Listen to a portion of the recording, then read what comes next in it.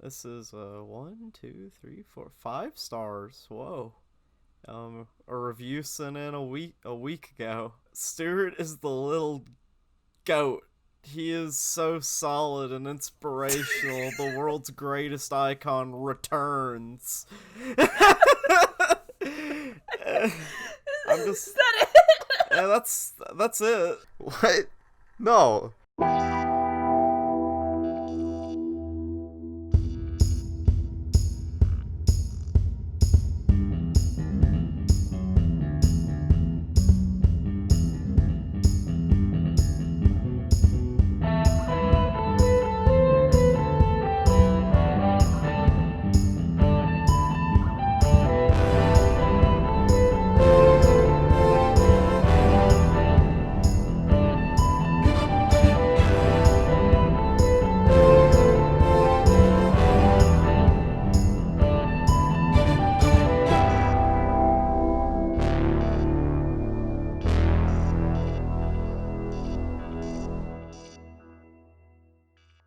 Stuart Little 2, the sequel to Stuart Little, the first movie, is not called that.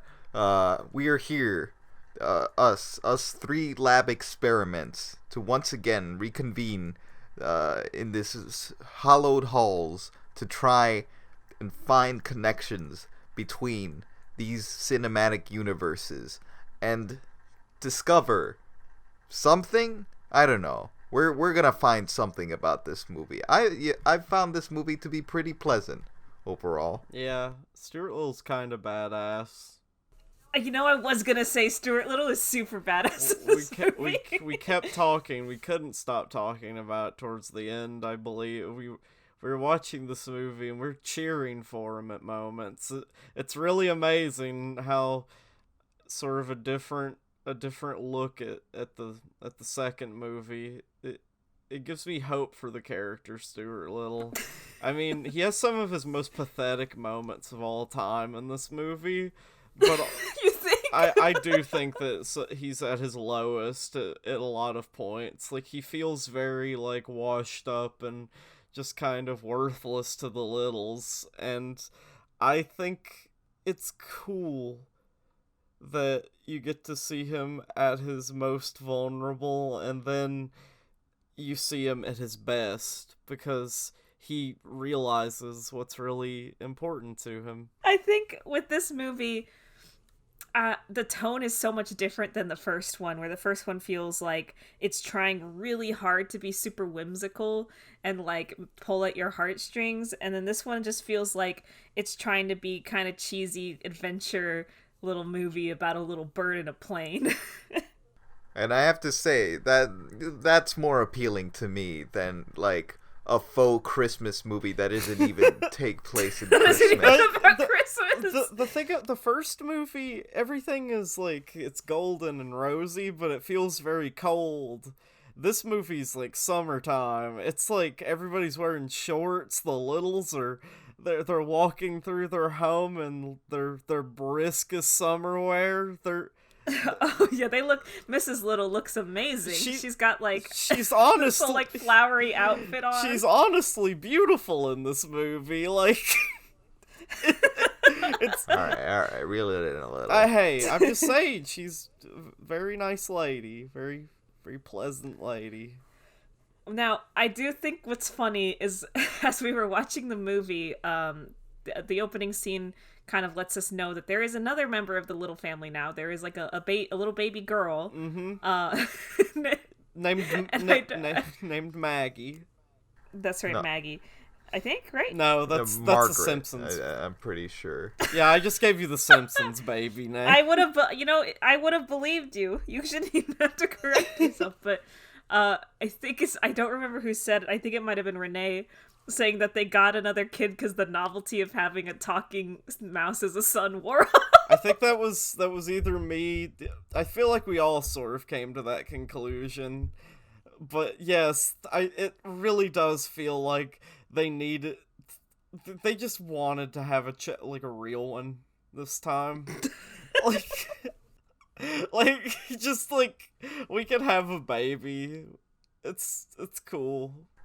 Yeah, as Lucy was saying earlier, this movie it pumps up the action a bit more, and I feel like it raises the stakes a bit, raises some tensions, and I feel like that does this movie better, because in the first movie, you're the kind of tension you were relying on was mostly just, oh, will like Stuart befriend George, or like, will he feel acceptable in the family, which is kind of like a vague, like, goal that's like not very clear, and it's just you don't really care about Stuart connecting with George because, like, as you both George's said, a little bitch. Yeah, he's just a maximum bitch. He's a little bitch maximum. He's and he doesn't really change in this movie either. Honestly, his like, one of the most beautiful things I feel like about Stuart Little 2 is that it sort of tears down the sweet ending of the first movie where Stuart's like accepted into the family, because like in this movie it feels like maybe like a year or so later, and it's just so normal now. Like, nobody, like, having a little mouse son isn't that exciting or whatever. Georgie, like, he was so excited when Stuart came home at the end of the first movie, and he was like, I love you forever, my brother, my part of my family. But now it's like he's ditching him constantly to play with his friend Will, who's like a new character, like a new little boy, and they're just like he's like, I'm gonna play with Will now, and Stuart's like, oh, I guess I'll just stand here on the kitchen counter alone. Poor Stuart and his new, like, vehicle for the air, his new aeroplane, cannot compete with the majesty of the newly released PlayStation 2.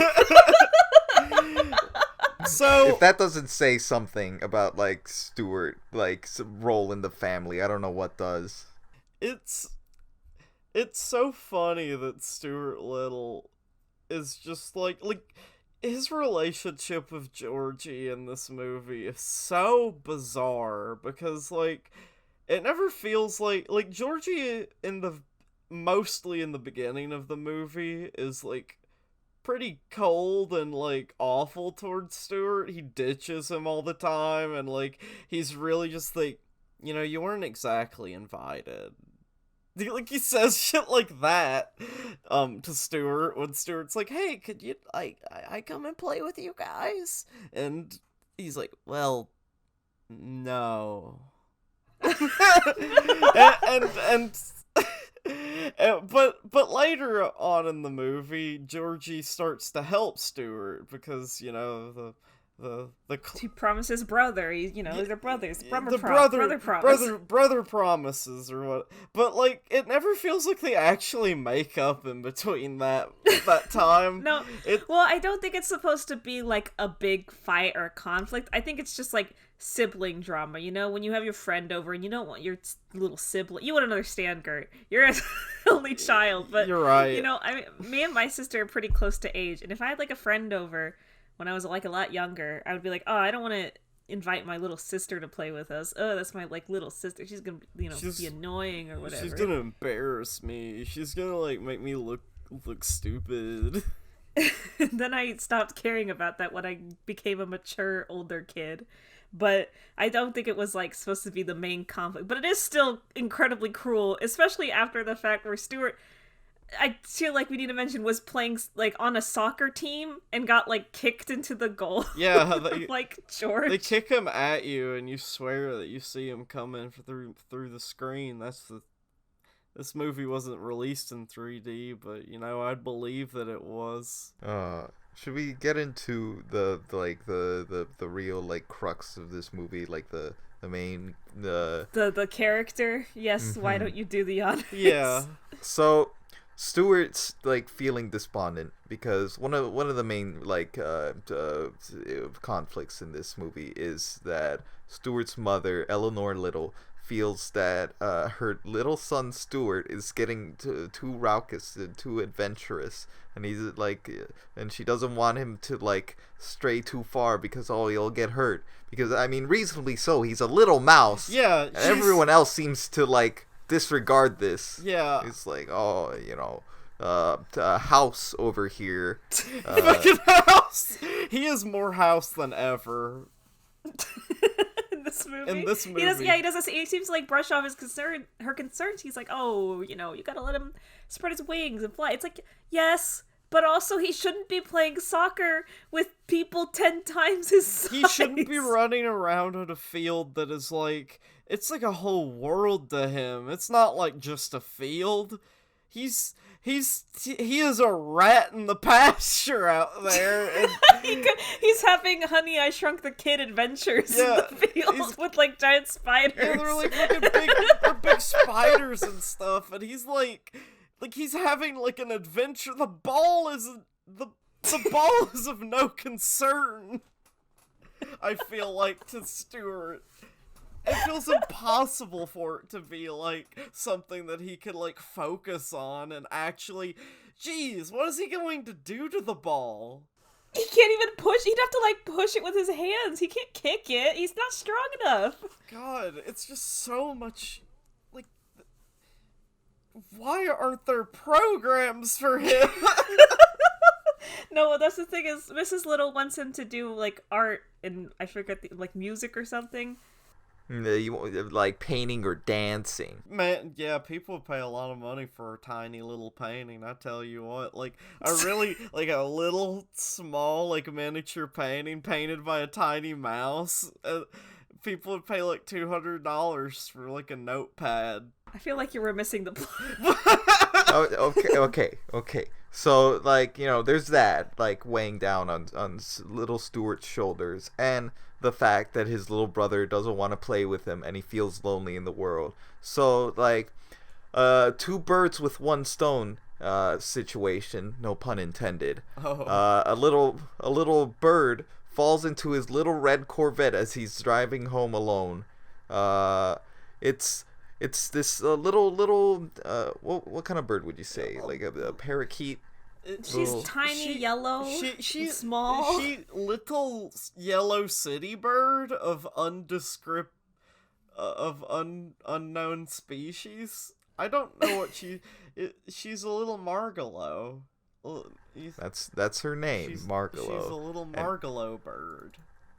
And just as quickly as she enters into Stuart's life, a bigger threat comes in. A falcon, just named the Falcon. It's a falcon. It's chasing after them, and like Margalo's like wing is damaged, and she's like telling Stuart, "Oh, you gotta run from this bullshit, stinky, stupid falcon." Like she's insulting him as they run away, and this shows like a bit of a dynamic between Margalo and Stuart, where like Margalo like seems a bit more street smart and kind of roll with the punches kind of gal, who's like she has experience out there in the streets, but Stuart, like, he wants to get into like adventurous situations, but he's kind of pathetic about all those stuff. So they manage to drive away, and Stuart finds himself a new friend in Margalo. A little bird that, like, can show him that bit of a wild world he's never explored.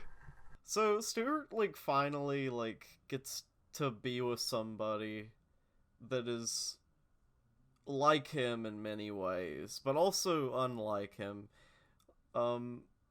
She is small, and they're the same size. They're little tiny creatures that can speak in human tongue.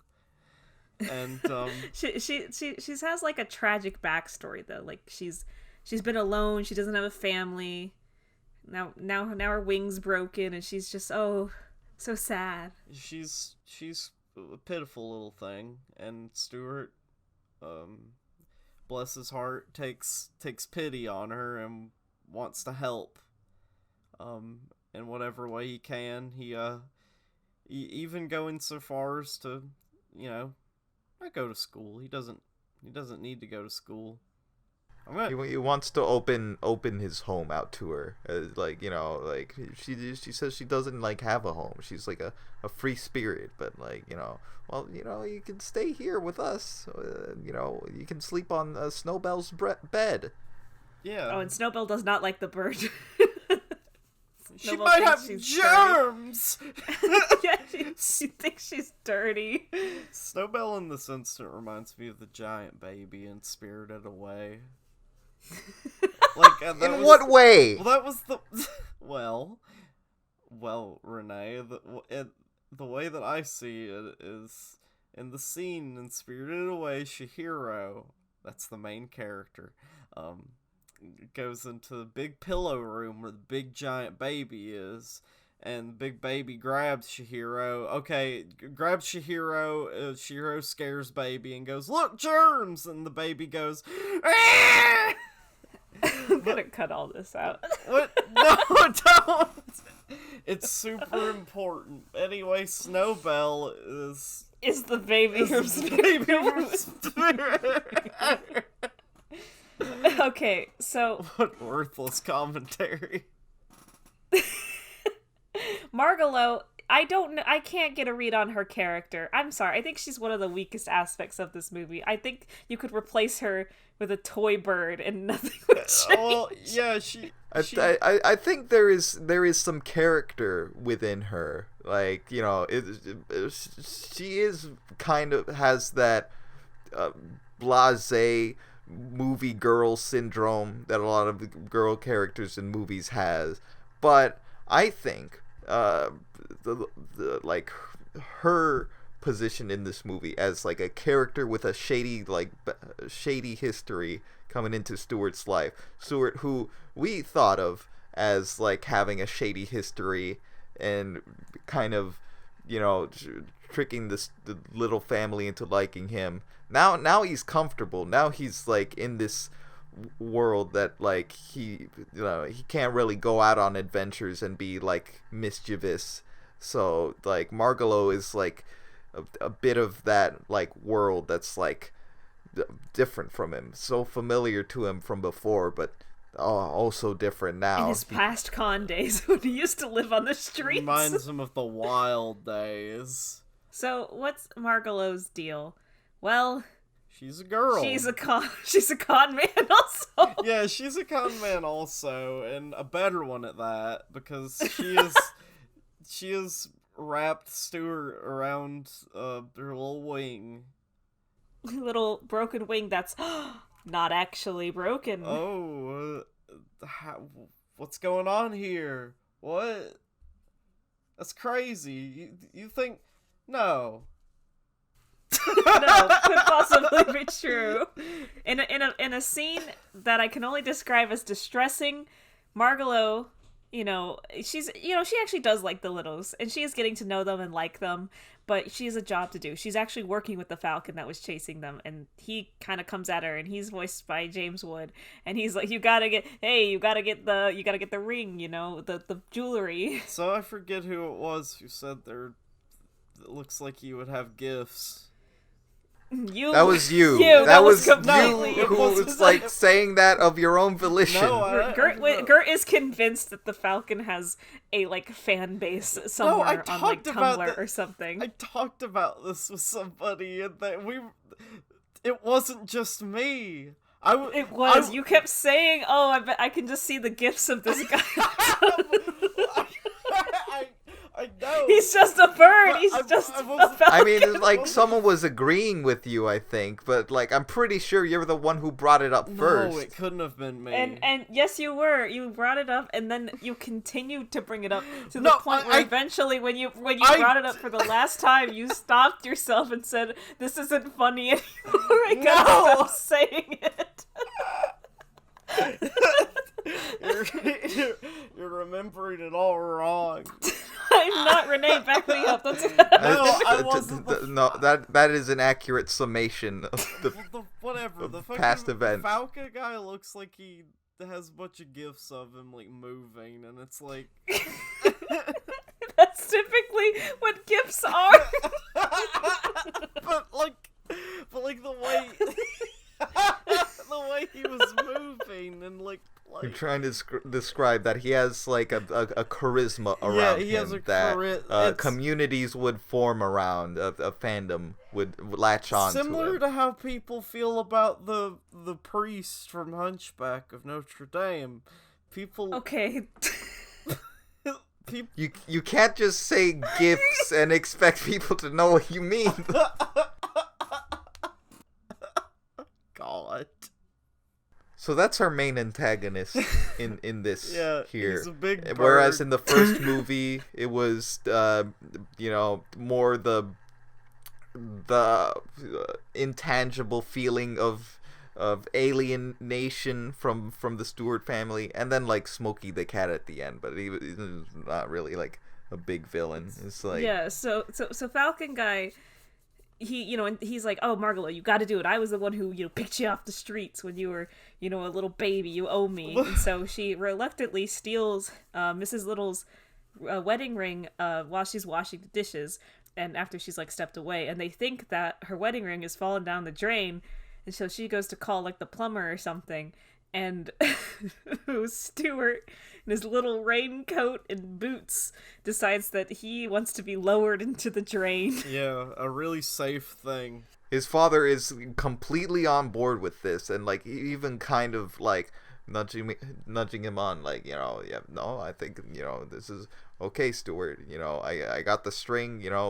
Pull if you think that you want to be pulled back up. Come on, Stuart, get on this little thread that on a hook. Come on, just let Papa lower you into the sink.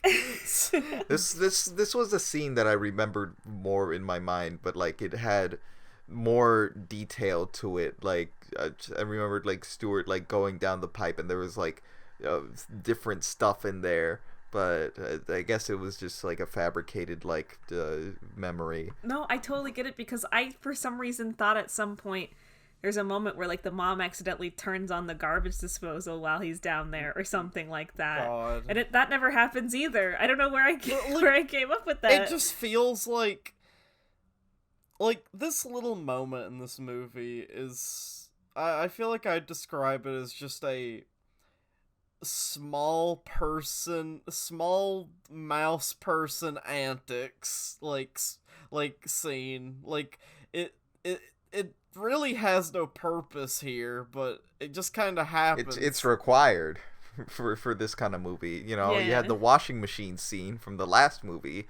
You gotta like show off that he's no ordinary mouse. He can get into adventures. Stuart Little goes on a chibi robo adventure into the drain, and the garbage disposal doesn't turn on, but you really think it would. What happens in this scene? How does he get out? No, they just pull him out. Oh, okay, it's fine. No, Margalo pulls him Margalo. out because to show her like trustworthiness to the family, quote unquote. Her loyalty. Now, correct me. Tell me how this next part goes, because I know Margalo decides to leave after a very charged scene of her and Stuart sitting in the car together late at night, like watching a movie together on like a very small projection or screen or something. It's a little mini TV that's like propped up, that's like showing some like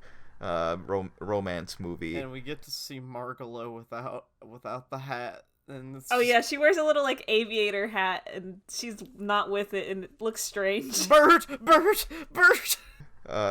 Like Stuart in this scene, he presents Margalo with like, she had a pin that was broken in the fall into the little Corvette, but like Stuart managed to go back and pick up all the little pieces, like struggling to find that, and he's like, oh, it was no big deal. You just gotta put all the pieces. And like as he's saying this, he's looking into the screen as the actors are kissing in the little mini movie, and like it's all so romantic, the swelling, this it's built up, this like romance between Stuart and Margalo here. Like even like House, Stuart's dad is like, well, he's a young boy, they have crushes in this moment in their life. I don't believe he is a young boy though. Yeah, he is I not. think he is like a 40-year-old man. He is neither a young boy nor is Margalo a young bird. They are both long haul cons, and I don't like that scene. I don't like that scene. Why not? Why not? You don't like the scene where they're like lovingly cuddled up in a little car watching a little movie together with their littleness? Eating big popcorn from a little tiny popcorn box. What do you hate about it, huh? I just don't like scenes. You hate love. Yeah, I guess that's it. Margalo decides to leave, but I don't remember why. Well, She leaves suddenly, right? Yeah, well, it's leaves mysteriously with the ring still gone. I wonder why that is. She's and a traitor. Stuart decides, the falcon must have gotten her. So he goes out on a quest to look for her, asking George to cover for him, testing George's loyalty as a brother. And I think, there is shown to be development for George, because, the George at the beginning of Stuart Little 1 would have just been like, you're on your own, buddy. I don't... Yeah. Go fall down a well or Don't something. get me involved with this. I'm gonna go play video games. But, he feels responsibility for his middle brother. Little brother, little. Middle... So, we get this subplot of hilarious antics where George and his friend Will are trying to, cover for Stuart with the increasingly, weighty lies. And it culminates into, the mother doesn't know about it. It's some funny antics, I tell you what. It's some Home Alone shenanigans. It's definitely those boys. But Stuart, he's going to take on the Falcon. He's going to go in his car with Snowbell, which crashes, but that's okay. He's going to go to this building. I think they found out from Monty. I think Monty tells them, the cat from the first movie. Monty's just like, I'm glad that Snowbell and him are still gay. They're still an item. Yeah, it's nice to know that Monty's alliance to Snowbell, it had greater weight than the cat mafia mafias, yeah. And Stuart, in his hubris, decides that he is going to be able to take out a very large bird. Yeah. with a single arrow from a little tiny bow and arrow. Yeah, I remember just when that realization hit me that he goes to face his final foe, his greatest foe yet, the Falcon, and he brings his baby baby bow and just one single arrow.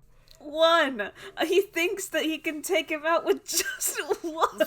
He's trying to be fucking little David and Goliath over here. He brings one arrow and he shoots it and it doesn't work. No, it doesn't. And the Falcon just grabs him and he delivers pretty much the exact same speech that Hades does in Hercules, Disney's Hercules, and it's by the same voice actor, so it's just doubly funny to me. He's like, you thought Margalo was your friend, Hercules? No, she was working for me, the Falcon, the whole time. And if you think about it, kinda Stuart Little's kinda like Hercules. The hero's journey. He's gone on an odyssey. He's went on voyages across Great Lakes. He's flown through the skies. He dumps him onto he tries to kill him. He throws him off the very tall building they're on, traps Margalo in a little paint can, and Margalo and the Falcon think Stuart has died, but he's just landed in a trash boat thing. thing, and he ends up on a trash boat. It's like so sad. It's like he's in the middle of the lake or whatever, the ocean. Yeah, he's going to be sent to a trash island in the middle of the sea where he's going to just die a horrible, horrible death, I'm sure. This is the greatest low that Stuart has faced yet, despite him being Stuart Little, and he's pretty low. But he's don't sound so rat. Pleased, Rene. It was a funny. All right, okay. Anyway, this is the greatest low that Stuart has faced. Meanwhile, George and Will, they can't keep up the lie because they're kids, and so George rats on Stuart that he's in the Pishkin building, which I thought was like a real building, but it's not. But I'm pretty sure it's based on the Chrysler building. So I was right. It's a fake ass building.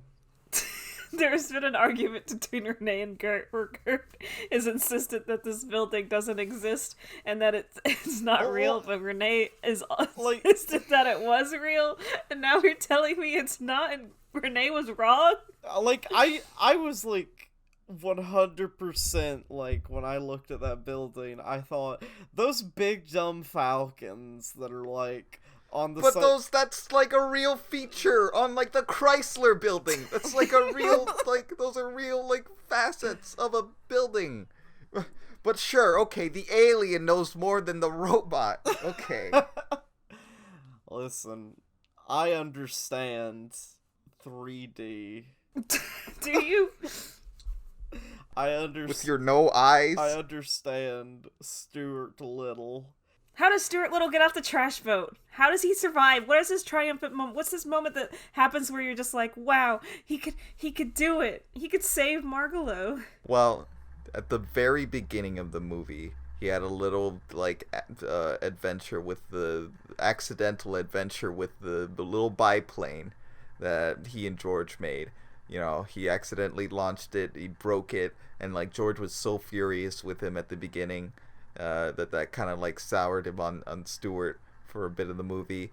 But hey, that biplane went somewhere, and it happens to be on the same trash boat that Stuart was on. See, this is the part where it all starts to click that this is fate. This is good karma turning around, giving Stuart Little another chance. A chance to actually have a family. A chance to make things right for once.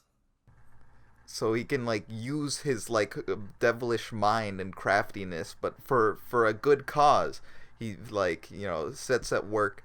We know he's a little crafty fellow, so he wastes no time rebuilding this plane from scrap parts on the junk boats, like a yo-yo for a wheel, a comb for a rudder, all that sort of stuff. It's a neat little scene to see the ingenuity. And while we talk about that scene, that reminded me of how different and kind of I like the soundtrack in this movie so much more than the bullshit da da da da da.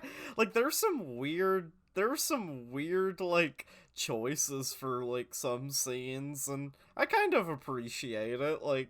Even if it doesn't fit sometimes, it's I mean, some of them were popular tracks for the early 2000s, to put in, but I like the tasteful music at the very beginning of the movie. It's very down to earth, and then you got some just a nice little dramatic soundtrack, orchestral score using that Stuart Little leitmotif. But it doesn't feel so gut-wrenchingly whimsical now because it's actually dramatic. Yeah, Stuart flies that plane, he saves the day. The family loves him, the Falcon's defeated, Margalo goes south for the winter or whatever. Yeah, whatever a tiny bird like her shouldn't be doing. And it's very you know, it's not.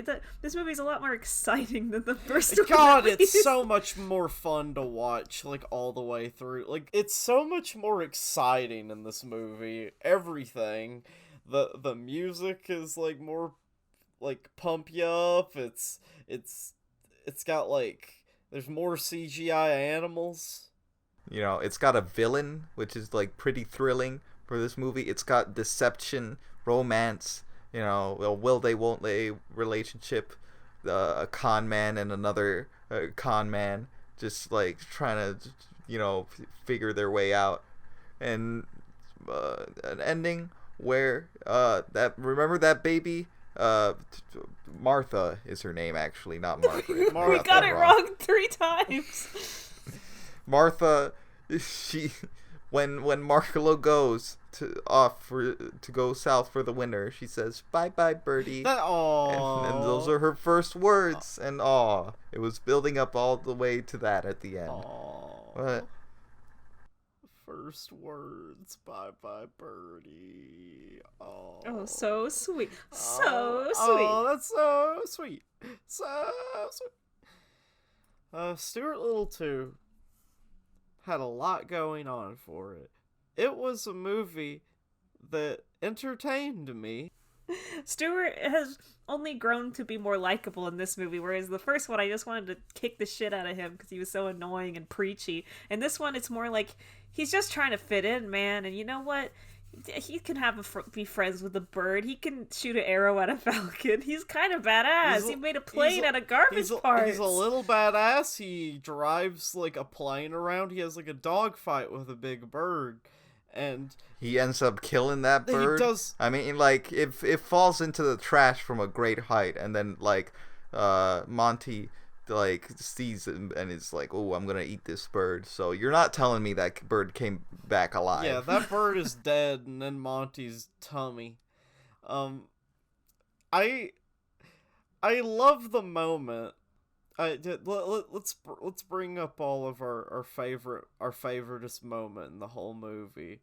I'll start. The moment Stuart is driving the plane towards the Falcon, and you see him, and he's readying all of his. He's so focused. He's so precise, and then he jumps out of the plane. And, like, the plane hits the Falcon, and the Falcon dies. And Stuart's okay. That's so badass. So badass. Okay, my favorite moment is when he's in the plane, and he's going straight at the Falcon, and it's just... Oh, man, that's a good one. What about you, Rene? Well, alright, get this. My favorite moment, it's a pretty badass moment, okay? So, Stuart... He's flying the plane right at the Falcon, and then yeah, right at the Falcon, and, like, he kills it. Uses the ring. The light reflects off of the ring. He gets him. He gets him with that. He uses the power, like, of his brain. He knows more than this bird. He knows about mirrors and motors.